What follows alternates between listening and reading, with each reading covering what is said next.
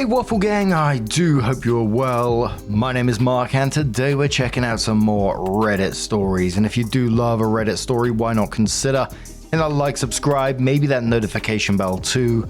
Let's crack on with today's first story. Much love, guys. Now today's first story comes from Dry Event 9292 and it's titled "My Fiance Put Up a Pillow Barrier in Our Bed and Won't Take It Down." It starts off, okay, I'll make it clear that I recognize that I'm going to come off as bonkers in this post, but let me try and explain the whole thing. This problem goes back, way back. I'm almost 38, so is he. We're only 3 weeks apart. I'll call him Caleb for this post. Caleb and I met when we were 14 years old in drama club at a Catholic high school. So we have a lot of history. We have been together for 17 years, though we've known each other for 24 years. We're also getting married in 2 weeks, but that's not really relevant here. I've been a terrible sleeper all my life. It started back in high school when my family moved to another city, and my room ended up being in the basement. I got used to sleeping in complete darkness and silence and being more comfortable on the colder side. Every sleeping situation I've had to deal with since then has been a downgrade in some way, whether it's too bright, too warm, or too noisy. I also hate the feeling of my skin touching itself, so I wrap my sheets around every limb, even between my fingers, to keep everything separated. Over the years, I've had to adapt this by using the highest NRR earplugs I can find, putting up blackout curtains over all windows and keeping the AC set to 66 Fahrenheit or lower. I also buy oversized sheets to allow for the extra fabric yardage I need to keep my skin from touching itself. It's still not perfect, but it works for the most part. Of course, that means Caleb, as well as any exes, have to deal with my insanity as part of the package of being with me. I recognize I'm lucky to have landed a man at all. Trust me. Even when my sleeping terms have been met, I'm still not always a polite sleeping partner. An ex once described my behavior as like a corpse in a washing machine. He was so frustrated that he also took a video of my antics one time to show me what I'm like, and honestly, his description was accurate. A couple of years ago, Caleb finally had enough of my crap and suggested we get separate duvets. We have a lot of Scandinavian friends for some reason, and I guess they told him it's normal for couples in their part of the world to have their own duvet, so he brought this up as a way to help bring some peace to our bed. I was a little sad since it would cut into cuddle time, but I agreed. At the time, we were sharing a full-size bed since that's all we could fit into our tiny New York City apartment, and we still slept pretty close to each other, so it wasn't so bad. We've since moved out to the suburbs and are enjoying a much larger living space and are now sharing our first king-size bed. While the upgrade has been great, it feels like I'm sleeping on another continent from him. Ever since getting our new bed, he has been so much happier. He won't shut up about how much better quality sleep he's getting. Whatever, it's fine. A couple of weeks though, he decided to add a new feature to our bed. He stacked these 2 long pillows on top of each other and put them between us, like a stupid pillow barrier or something.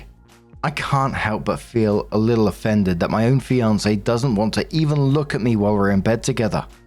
I told him I hate the barrier and I've knocked it over multiple times, but he just puts it back up each time and tells me it's here to stay.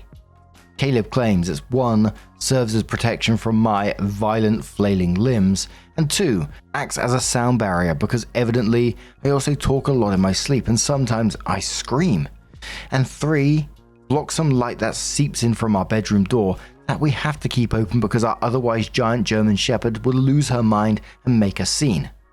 Last night, I punched the top pillow on the barrier so hard the pillow flew across the room and Caleb had to get out of bed to reassemble the barrier, which really annoyed him. He wouldn't talk to me about any pillow barrier related topic for the rest of the night. Should I just drop it and accept this stupid pillow barrier as part of my life now? I didn't know my alternatives besides a straitjacket and maybe some type of face muffler. And for anyone wondering, we're still in love with each other and I'm not concerned about the integrity of our relationship. The sex is still great and that hasn't changed. We don't really fight or argue about anything ever. I can't even remember the last time we got into a serious disagreement. On the spectrum of severity of relationship advice posts, I agree, this is dumb. It's okay, I get it. I'm a selfish monster and a deeply flawed, horrible person. I showed him this post and he got a good laugh out of me getting roasted. He appreciates your concern over his future following our upcoming marriage ceremony. From this day, the pillow barrier will forever go unharmed. I'm not out to ruin the guy's life. I just love when he holds me in his arms and the barrier gets in the way of that. Thanks all. So, as OP suggested from their edit, that they got pretty much a roasting. The comments were saying there are many couples that do quite well sleeping in separate rooms. Another one said, I find it odd that you think it's perfectly fine to have a lot of interventions in place for you to be able to sleep, but you protested his own interventions so that they might sleep better. It sounds like you are very difficult to sleep with. He just wants to get some rest, which you are taking very personally. Quite a double standard. Another one says, no offense, but posts like these makes me appreciate what I have. Another one says, quoting, edit, okay, I get it, I'm a selfish monster and a deeply flawed, horrible person, and then says, do you often react to solicited feedback this way when it's not what you want to hear? Another one says, dude, your edit response is worse than the initial post. The overdramatic, I guess I'm a monster, is such a tell into your entitlement and makes me wonder about how you take criticism as a whole. Caleb must be a saint because this is red flag central. Another one says, sis, you spent paragraphs describing your sleep needs and you're pissed about him needing 2 goddamn pillows. Another one replies saying, full stop, you have sensory issues and that is not his problem. It is yours. And one more that says, have you ever had a sleep study done or been tested for sensory processing issues? Because it sounds like you could use both. The fact that your skin touching itself bothers you so much that you can't sleep reminds me of my own ADHD and processing problems. The fact that you have to sleep with intense earplugs does too. Talking in your sleep, flailing and punching, that's all not normal. If you haven't had a sleep specialist, I recommend that you do, for your sake and your partner's. And I think the sensory processing issues all have a big point here, but a lot of the comments were calling out what I was thinking at the same time, OP needing blackout curtains and like super industrial grade earplugs, like cold temperatures and oversized sheets for their technique where they don't touch their own skin and they flail violently and scream in their sleep, and apparently the 2 pillows is where they draw the line. It was just a bit like, what? But again, like a lot of the comments were pointing out, OP clearly has some sensory issues that's going on that needs some attention. But OP did come in with an update and said, hi Reddit, I'm giving an update since a bit has happened since my post, and I thought it might be an interesting update for anyone who remembers. I'm the crazy person who received a swift and unified response from Reddit that I was wrong in the situation. I can't link my post because it was locked and then removed, but long story short, my fiance, now husband, had constructed a pillow barrier between us in bed. This was an escalation after he had requested we use separate covers. To this poor man's defense, it is because I'm a horrible person to sleep with. I'm violent, and I talk, cry, and scream at least a few nights a week. While the pillow barrier initially hurt my feelings because I love him and our cuddle time, the feedback I received was to not be so selfish and let the man do what he wants to get his sleep. Some of you were kinder than others in packaging this response, but pretty much everyone agreed. There were a few posts though that mentioned that the sleeping troubles I have, oversensitivity to light, sound, heat and touch, sounded like a sensory processing order and suggested I was autistic. It was hard for me to really consider that given how old I am, 38, and would have hoped it would have been caught by now.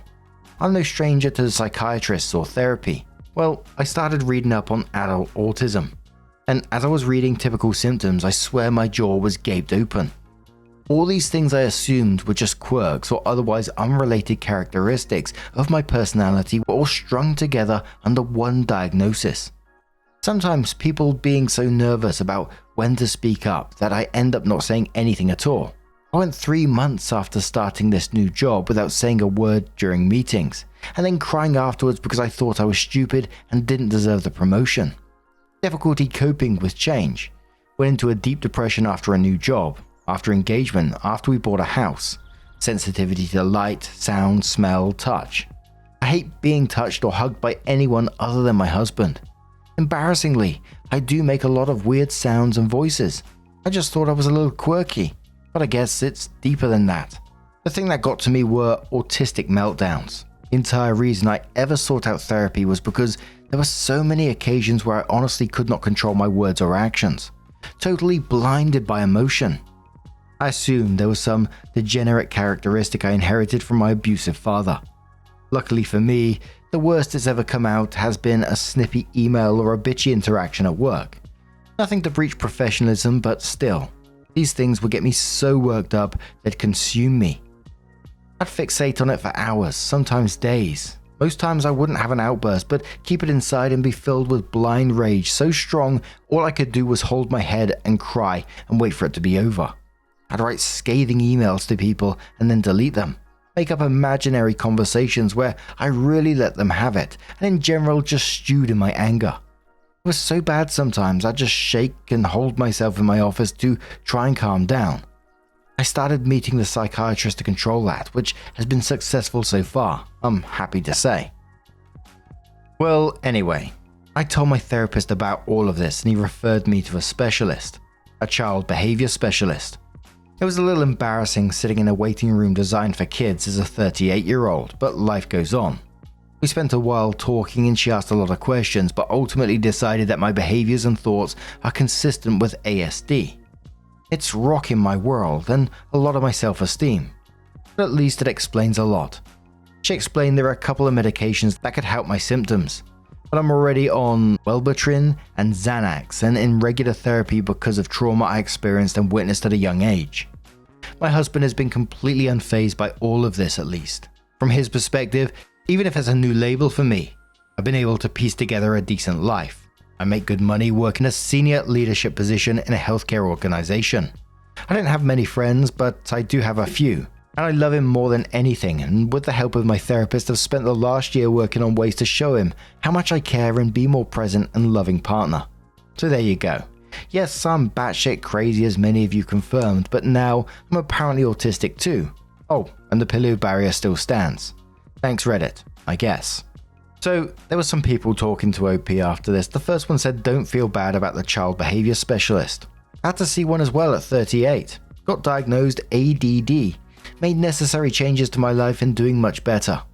Someone says, good for you, OP. It sounds like you have built a good, happy life. Well done. And her husband built a pillow fort. Win-win. Another one says, ugh, this sounds a lot like me. Oversensitivity to light, sound, heat and touch is me. Now I'm sad. Another one says, not to gloss over the meat of your post, but I just think you made me realize I have autism. I'm 27 and I'm kinda having your jaw drop moment reading your description of your traits that turned out to be symptoms of autism. What the fuck? Another one says, I do use a 25-pound weighted blanket currently and I think it has helped. Another one from OP says, I tried a sleeping mask but the feeling of fabric pressing against my eyelashes drove me nuts. Then I found one that was kind of convex, but the straps across my ears started to keep me up. I'm nuts, I know. I have nothing to hide anymore. Our solution has been blackout curtains. Someone says to OP, I'm 68 years old, and it was only 5 years ago that I was finally diagnosed with being on the autism spectrum. Now my sensory overload issues make a heck of a lot of sense. I never understood why I couldn't live with someone. It's because I could never relax. I'm autistic, suffer from PTSD, a lot of things give me sensory overload. I remember telling one partner that I just needed some time to myself and he kept whining that it meant I didn't love him. I told another partner to just find a damn coloring book and get out of my face for about 2 hours. I could never understand why I couldn't go to the movies without feeling disorientated, not being able to drive after I left the movie. I could never understand why I couldn't go to a party and stay for more than a couple of hours. I could never understand why I couldn't have company until 11 at night, and then it took me hours to be able to wind down and go to sleep. Once you finally understand how your brain works and what's going on, it's easy to adjust and ask for what you want in relationships. It's easier now for me to explain to people that I feel overloaded and I need some quiet time. And I don't feel guilty about it anymore. OP responded saying, I just always assumed I was a strong introvert and needed time to recharge when I guess what I was experiencing was some type of sensory overload. When I was younger, I lived in Manhattan and there were some nights out with friends and co-workers where something in me would just snap at some point in the night and I'd have this anxious pressure forcing me to get the hell out and go hide in my quiet UES studio. I don't know. Just a lot of ways I've reacted to things in my past are starting to make a little more sense. Another commenter says, OP, he already knows you. This is just a label for part of who you are, which he already knows. So you shouldn't be surprised that this isn't phasing him. Like if you were eating an ice cream flavor and liked it but didn't know the name. Knowing the name doesn't change you liking it. Yeah, I'm pretty sure the first thought in his head was, sounds about right. OP says, yeah, pretty much. And I think that ended quite nicely. OP went from like, how dare my fiance building a pillar fort to protect himself from my nightly violence to actually getting an autism diagnosis that explained everything, the sensory issues and the meltdowns, etc. And one of the comments was pointing out this is exactly why, where did all these diagnoses suddenly come from when people say that becomes so frustrating, because OP didn't become autistic at 38. They spent nearly 4 decades thinking they were just broken and difficult while trying to manage the symptoms with random workarounds while assuming everyone else was secretly doing the same thing. And like it was said, the diagnosis didn't create the condition. It just finally gave them answers. And also Caleb in this remains an absolute legend in my opinion. His reaction to the diagnosis was just basically, yeah, sounds about right. Because he's been loving this person exactly who they are for the 17 years they've been together. And the pillow barrier still stands, as it should. But what do you guys make of this situation? Let us know your thoughts down in the comments below, and let's move on to another story. Now, our next story, it comes from Empress from the Am I the Arsehole subreddit. And it says, am I the arsehole for telling my housemate she can't give me unsolicited advice? I, 27 female, have a strange living situation. I live with a family, Chris, 65 male, Danielle, 59 female, and their daughter, and do household chores in exchange for rent. I've lived here for 19 months. It's mostly smooth sailing. I work full time and I'm applying to law school. Danielle has some issues with boundaries. She doesn't understand why she can't enter my room without permission, for example. And I know it's both due to age differences and the fact that they allow me to live in their house for free. I have to be very careful when enforcing boundaries. Yesterday I made dinner for everyone after a full day of chores. Around 10 PM, as I was finishing the dishes, Danielle told me I needed to steam clean the carpet in the living room because the cats had peed all over it. I did, and as I was putting the steam cleaner away, Danielle entered and said she wanted me to do another room. Because it was 10:30 at this point and I still wanted to work on an application before bed, I politely but firmly said I'm not going to do that.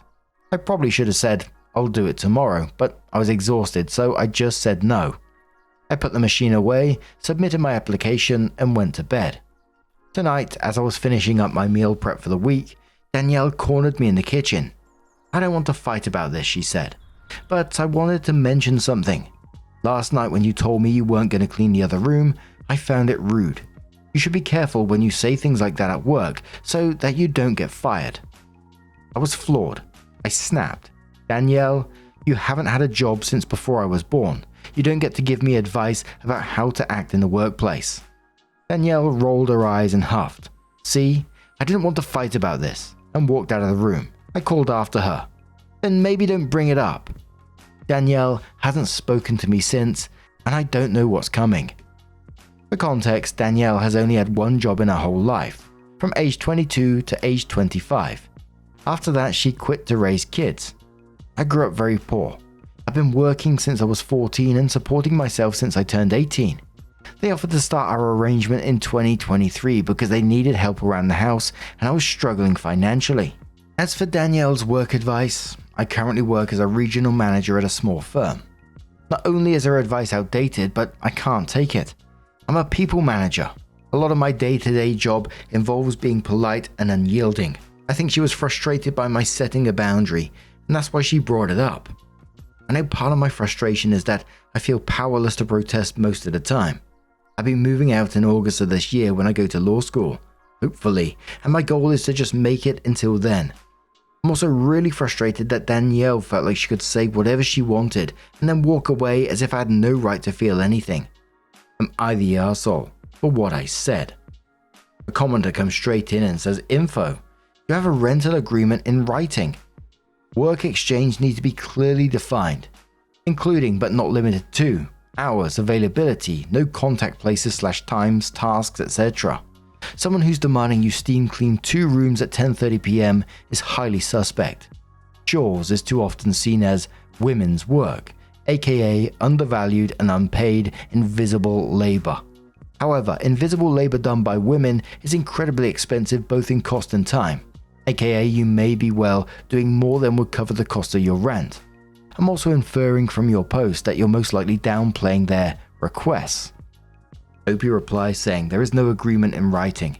I've tried to bring this up on previous occasions because of Danielle's difficulty with boundaries and the sheer amount of work that I do, but it is not taken well. Danielle and Chris are very insistent that I'm not their tenant and that they are not my landlords. I am their guest. Danielle is also very insistent that she does not want to be called my boss or supervisor in any capacity. To answer other comments here as well, my current position does not pay enough for me to live on my own. I realize that the situation is probably predatory, but because there are only 8 months left of this, I plan to just stick it out. It has saved me a lot of money, and I'm thankful for that." Commenter says, "You're the arsehole, not for saying no, but for how you said it. You are not polite. Also, Danielle is not your housemate. She and her husband are your landlords / bosses. You may not be paying rent, but you're paying by being a live-in help. So when you told Danielle I won't be doing that, instead of I'll do it tomorrow, you were rude to your boss. Also, her advice was outdated. If you spoke to your supervisor at your job that way, there would definitely be a follow-up conversation about your choice of words." OP, who was downvoted for this comment, said, "Danielle and Chris are very insistent that I'm not their employee or tenant and that they are not my bosses or landlords. I'm their guest, and they're doing this out of the goodness of their hearts." A commenter says, who was also downvoted, "Definitely not the arsehole and good for you. May I ask how you came to live with this family though? Are they related? Why are you bothering with all this weird ass shit and her bossing you around?" OP replied saying that actually my best friend's parents. He suggested the arrangement because he knew I needed help. When I moved in, I was a teacher and struggling to afford a studio apartment. Since I moved in, I changed careers and decided I wanted to pursue law school. I took the LSAT 3 times last year on top of all this. I can count on one hand the number of times I refused a request. I've bleached the showers after midnight, rose at 5 a.m. to make requested meals before work, and other things like that without protesting. I see this as an opportunity to make my life better in the long term while surviving short term. I just wanted to say no this time because truthfully, I physically couldn't handle fulfilling the request. Danielle was insistent it had to be done immediately because they wanted to go to bed at 11 p.m. But I just couldn't do it. And the verdict for OP on the back of this one was a "you're the arsehole," and I just didn't feel that way, and I'm willing to be the arsehole myself in this situation based on it because I found that absolutely wild. There was no written agreement. OP was being called a guest while doing domestic work, couldn't seem to say no to cleaning the carpet at 10:30 p.m. at night, and where it started getting really shady for me, and maybe it's just the way it was written or whatever, but the landlords won't seem to define the relationship at all. They won't be called bosses or landlords, won't put anything in writing. It just felt to me that's not sort of kindness. It just felt like there was some sort of almost plausible deniability behind it all. It just felt like they wanted all the benefits of having an employee without any responsibility. The fact that she went up to OP at 10:30 at night and, OP saying no to a task, that's reasonable in my opinion. And it just felt very dark, this story. I don't know why. That's the way it felt to me. But OP came in and says, "I was voted the arsehole," which I understand. What I do adds up to about $2,000 per month if you go by the standard of $20 an hour or about 100 hours / per month. Most of those hours are concentrated on weekends and 2 to 3 evenings per week. I make enough food that there are leftovers so I can have a couple of nights off. Included in those hours is a lot of care for the adult daughter who lives with us and is disabled. If I babysit the house pets while the housemates go on vacation, which happens a lot, I charge $20 a day stipend. We have 2 dogs, 3 cats, a gecko, and some fish. One of the cats is mine. This is why I cleaned the carpet without protest, because it's just as likely the piss was his as any of the other cats. I've said no to requests 3 times in 19 months, and each time has been met with pushback like this. All 3 were due to the time of the night they were asked. A lot have called this a form of modern day slavery, and I see where you're coming from. I've been fine with the situation remaining largely undefined because even when I protest at chores, I haven't been threatened with eviction. I entered into this situation at a time when I was overwhelmed and desperate. It might be predatory, but it was the best opportunity I had. I could have protected myself better going in. As to why I stay in it, is because there's an end date in sight, and it will set me up well to keep funneling money into savings for the next few months. If I were evicted, it would suck, but I would be fine. It's not ideal, but it works. I recognize that I should have worded my response better than I did at the time. However, I do not want to push back on the idea that I have to do everything they say because they own the house. If a boss demands overtime from me that's not previously agreed on, I'm allowed to say no, and I have done it many times without affecting my employment whatsoever. In fact, my current boss, who I've done this with the most, often using the same wording as here, wrote me an excellent letter of recommendation for law school. Times have changed since the 1980s, and saying no to bad demands is becoming more and more acceptable. What she meant when she said, "You should have been more careful when you say things like that at work," was that I shouldn't be assertive at all in a situation where I'm a subordinate, which I very much think is outdated advice. I was not invalidating the difficult work or raising a family that Danielle did.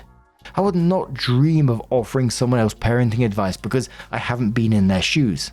Hypothetically, if the last time I'd raised a child was 30 years ago, I also wouldn't give an advice on raising a kid in the iPad generation. Danielle should not be doing the same to me about work. She is not my professional boss. She has never worked in my field. She knows that she is not my landlady either. If she were, there would be a whole lot of rules she would need to respect that she doesn't want to, such as entering my room without notice. Again, because I'm getting some benefit from the situation, I don't and won't threaten legal action here, because I have enough documentation to protect myself. In addition, Chris, Danielle, and I have all personal stakes involved in this going well. We have a ton of mutual friends, one of whom is their son and my best friend. Danielle and Chris have some chronic illnesses that make housework hard for them, so they are also getting a lot out of this situation. I plan to apologize and smooth things over. I will follow as much of the advice mentioned here about protecting myself better moving forward. Perhaps naively, I hope this will end well. Danielle and I actually get along very well most of the time. We don't hate each other by any means, and we both ultimately want to see the other happy. That's why this has worked for so long. To everyone who says that this situation proves I don't have what it takes to be a lawyer, don't worry. You'll probably never be my client. Opie updates again 2 days from the original post and says, "First, as an aside, a lot of comments here missed the point. Danielle was not angry with me for refusing to do an additional chore at 10:30 p.m. That was not the issue, even by the most generous of understandings. Demanding additional overtime work at the end of a 14-hour shift is unreasonable, and she knew that. During our follow-up discussion, she added a detail I had totally forgotten about. The second room in question has a large potted fiddle leaf fig tree in it, and in order to steam clean the additional room, the tree needs to be moved. Neither she or I were able to move it after multiple attempts, so at that point I said, until Chris and I can figure out a way to move this, the steam cleaning will have to wait. I know you want it done tonight, but I will not be doing that." Very important context that misled, adding when I was angry. The issue in question was the exchange the next day.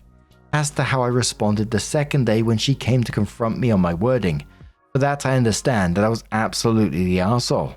As one of my close friends put it to me, those are inside thoughts. My context about her work history was also unnecessary and irrelevant. Last night I approached Danielle and opened the conversation with a profuse apology.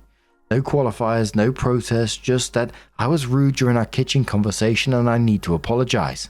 She in turn immediately apologized for her incredibly poor introduction to the follow-up conversation and for cornering me in the kitchen while I was otherwise occupied, instead of meeting with me at a more neutral time. Chris then joined us and we had an extensive conversation. During the conversation, I asked them to define how they view our arrangement. They were immediately very clear that they do not see me as a tenant, employee, or servant. I pointed out that if that is how they want to view things, then I need to be free to say no to extras. They were receptive to this. I also pointed out that in our state I could be considered a tenant or a live-in domestic worker, but due to the length of time I've resided here and the conditions in place, I'm definitely not considered just a guest. They did get offended that I see our relationship as fundamentally a transaction, which I found kind of funny because while they have the freedom to frame it in their minds as we're helping this person out and she's helping us out, it's wise for me to see it differently. I do have obligations to them and my life has substantially larger implications should this not work out. In the end, they agreed that because they aren't landlords and I'm not their employee, in their minds, I should be receiving more freedom than I've been given. Chris and Danielle have chronic illnesses that make most of the work I do very difficult for them, including a lot of care I provide for their adult daughter who lives with us.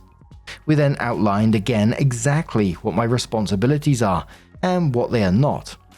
Finally, to my surprise, they apologized for previous invasions of privacy and agreed that we had put a lock on my room door. It is an interior lock only, so I can't lock it while I'm gone, but I'm fine with the progress. I was never threatened with eviction or anything like that. People can be emotionally mature enough to talk through issues instead of immediately pulling a metaphorical trigger, which is what happened here. After the conversation, I typed out a long email detailing the terms of my living here as it currently stands and had them send a confirmation in reply. While it is not officially a lease, it is something in writing outlining responsibilities that was agreed to by all parties. We agreed that my monthly hours would be reduced to 80 instead of the roughly 100 I've been doing. If the value of that is calculated according to the federal minimum wage, that's a value of $580 every 4 weeks, which is more than most rooms for rent in our area. Of course, the labor I do is somewhat skilled and has a market value of at least double, but I use the federal minimum wage for the sake of argument. I also established that the latest I would be available for housework is 9:30 p.m. Barring some form of emergency. If a talk absolutely requires going past that time, I'll be taking that time back on a different day. I know that I will laugh at this in contracts class in the future, but for now, I'm fine with what it is. Like I said in a comment, it's not ideal, but it works. I'm not in a position where I desperately need this anymore, but I'm going to stay here until August because being able to funnel what otherwise would be paid into rent into savings is doing wonders to set me up for the future. To everyone that commented something along the lines of, "You have to do everything she says," or "You're the help," or "You're entitled," I encourage you to think about that perspective more. Employees, household help, and any people in a subordinate position are still very much an individual and deserving of respect to their space, their time, and their person. No laws, no matter how extensive, take those basic rights away. Also, if you said it was my fault for being in the situation in the first place, kick rocks. We're all working through our own situations where we pick the best option available, even if it isn't perfect. That's not weakness or stupidity. That's life. So it was 1 year after this that OP came in with the latest update and said I moved out of Chris and Danielle's house 6 months ago. We didn't have any more conflicts nearly as big as the one described in the original post. I was frustrated under a lot of pressure at the time, so I definitely was unnecessarily verbose in the first post. My bad. Reddit was one of my only outlets and I got a bit preachy. Sorry about that. I'm glad I apologized. It's a nuanced situation and I don't think my perspective was wrong, but it doesn't matter, and I'm glad I kept the peace. Things ended on good terms. I moved out as planned in August. Danielle actually co-signed my current apartment lease as a final act of kindness. I do have to laugh at my past self for entering into that weird living situation. Now that I've taken a contracts class, I would never do that again, or at least not without putting terms in writing first. I don't fault myself though. Poverty is a tough place to be, and I was desperate. I met Danielle for lunch last week and we caught up on life. They haven't really changed their entitled attitudes, but that's none of my business. So I just smiled and waved and moved on. Their son is still my bestie for all time. And if anyone is curious, my first semester of law school went really well.